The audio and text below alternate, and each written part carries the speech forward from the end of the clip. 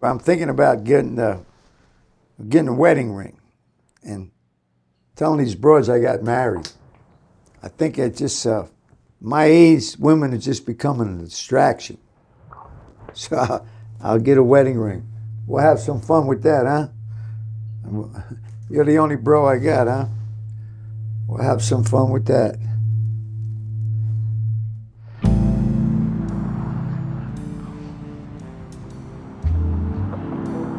There's an immense amount of lonely people in America. I love loneliness. I love being by myself, doing what I want to do. Just running and having dinner by myself.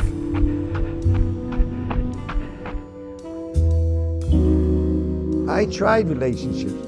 I tried it, but it never didn't work out. I do my life by myself, period. Hi, Tanya, it's Georgie Martorano. I really enjoyed your Christmas photos, the outfits you had. Very expensive outfits. Amazing what you did. You look lovely, and hope to see you. You know, I don't get down to Virginia much, but let me know when you're in Baltimore, somewhere like that, and we'll maybe hook it up. Thank you, sweetheart.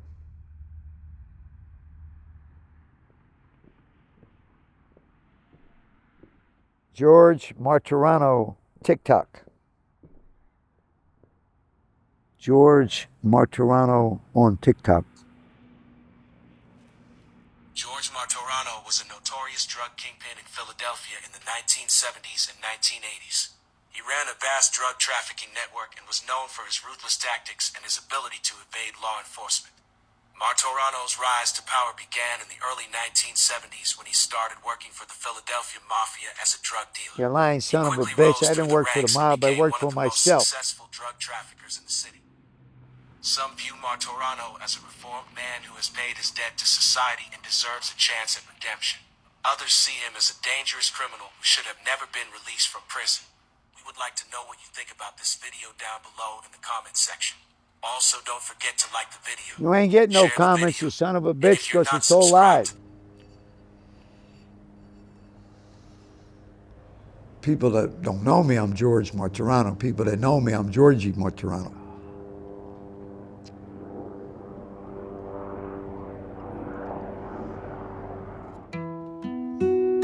I probably understood about 13 or 14 that I was different than the other families in the neighborhood, because we controlled it. My father controlled it. Longtime Philly wise guy Raymond Long John Martorano. He had a long history of being involved in gambling, being involved in methamphetamine, being involved in the drug trade. My father was an out-and-out gangster. Biggest earner to ever come out of the Philly mob. I had really nothing in common with the normal kids in the neighborhood. It made me grow up much quicker than a normal teenager, much quicker.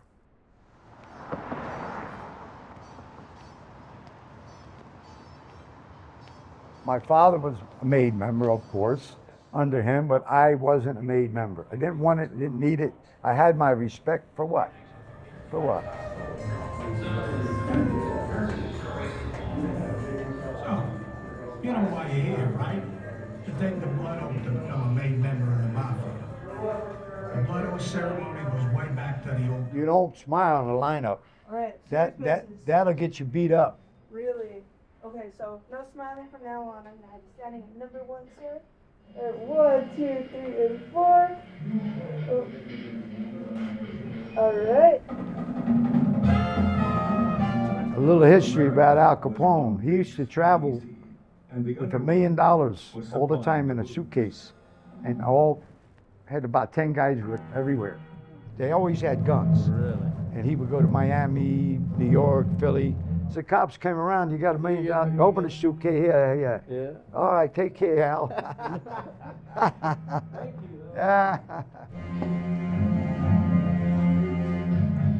Some Italians did bring with them a secret criminal society, which went back generations in Sicily.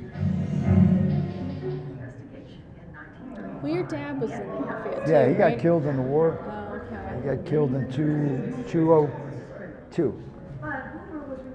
Okay. My godfather got killed. My father got killed. I lost so many friends.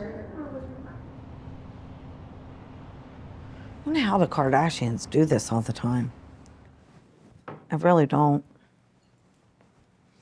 Actually, if this was my job, I would probably like it.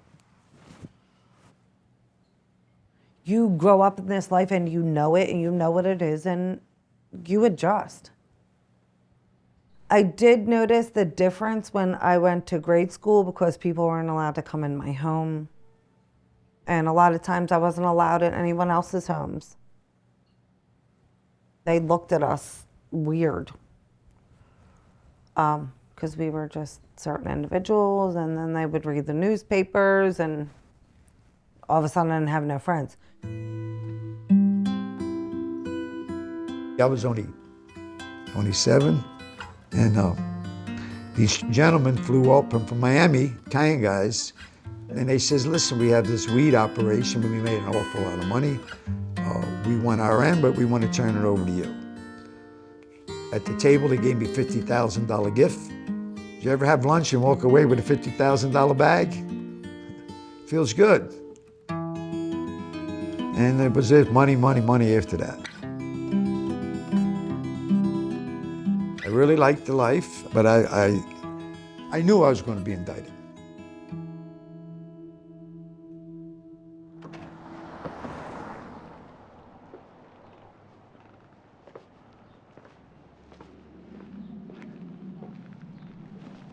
Did you talk to Stephen yet?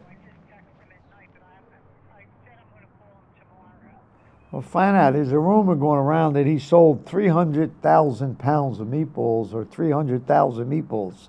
Find out what he did.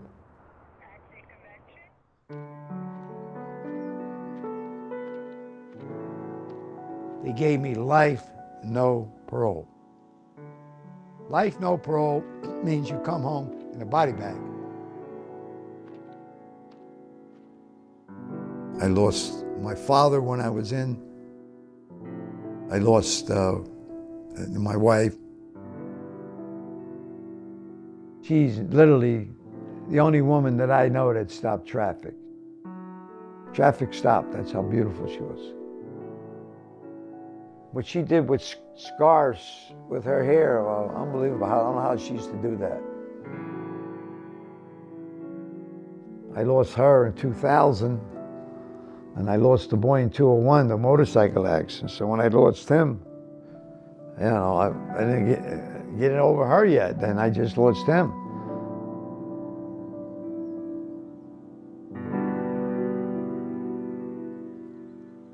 Well, imagine getting that fucking news. Like, oh, bam, your wife's gone. Boom. Then now your son's gone. And then your father gets murdered. A year later. It's not an easy pill to swallow. I always double clutch. Always double clutch. That's called a double clutch. Exercise was a big thing with me, especially when I lost my boy. You know, you go in your cell, shut the light. 90 minutes time, I do 2,500 push-ups. You know, shut your brain off.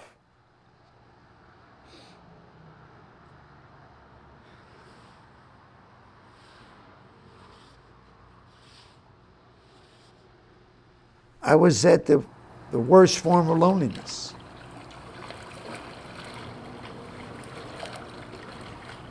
And the lonelier I became, the stronger I became. How many times would you say that you've been in love?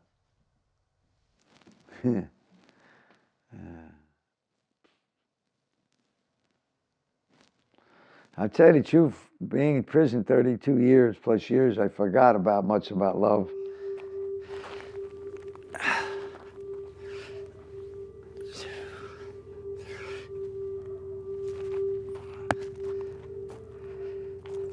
what they did to me, it's very difficult for me to have any type of relationships today with women. Just a date or two with the same woman, then I try to move on. It's just my life. It's George Martorano's life. Simple as that. It's George Martorano's life. Ain't nobody gonna tell me how to live it.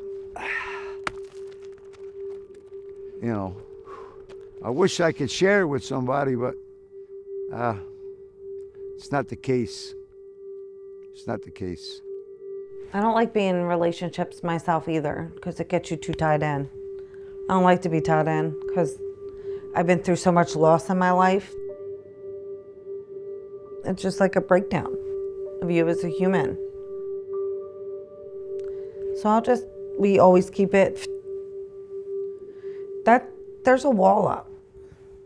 And I don't think that will ever go down.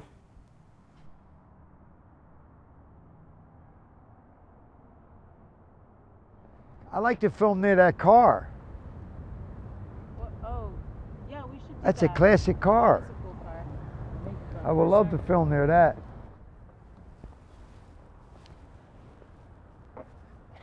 Hey everybody, just taking a breather. I'm at the Italian American Club, famous Italian American Club in the parking lot in Las Vegas at my vintage Cadillac. Anyway, I'm here tonight to do a show.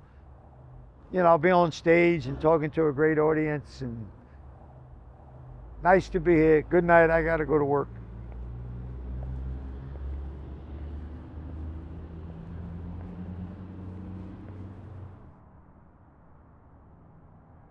I'm not a bleeding heart. You know, some people belong there.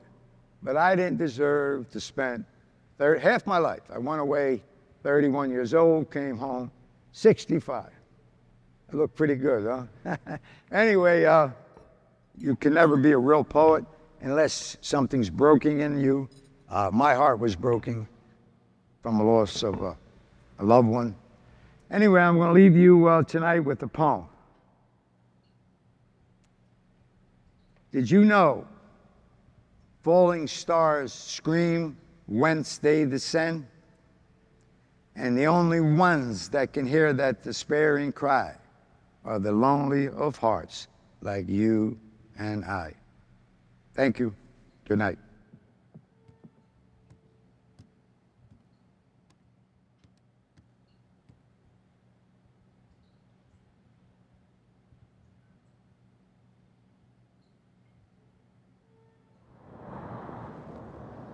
After I date you twice, I send you this song by Bette Midler called That's How Heartaches Are Made. It's about a guy, a woman in love with a difficult kind of guy, you know. Some like it, some don't. What are you going to do about it?